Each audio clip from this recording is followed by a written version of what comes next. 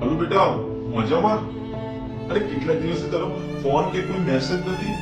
તબિયત તો સારી છે ને તારી? હા બેટા, તારો અવાજ તો કઈ અલગ કઈ રહ્યો છે.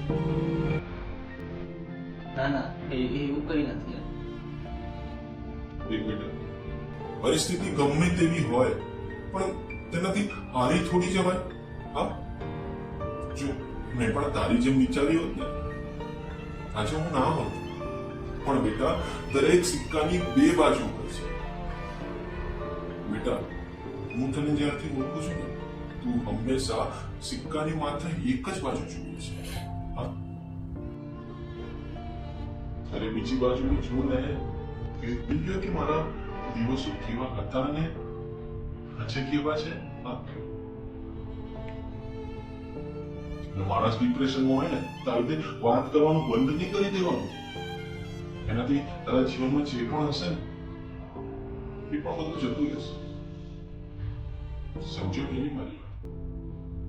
તો ચાલો હવે ઉભો થા. એ તારું ઇન્ડિયા નથી. હા, કે મમ્મી તારી પાછળ ભક્તિ રહેશે ને ગરમ ગરમ તને ખાવાનું આપશે.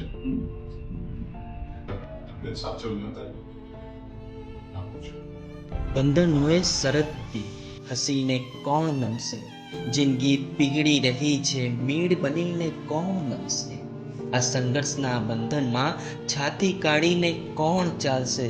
અરે સાથે ચાલશે તો એક બાપ આત્મવિશ્વાસથી.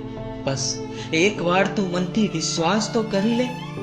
સોસાયટી દરેક પ્રકારના સમસ્યાનું સમાધાન નથી, પરંતુ આપણી પાછળ રહેલા જીવતા માણસની કબર છે.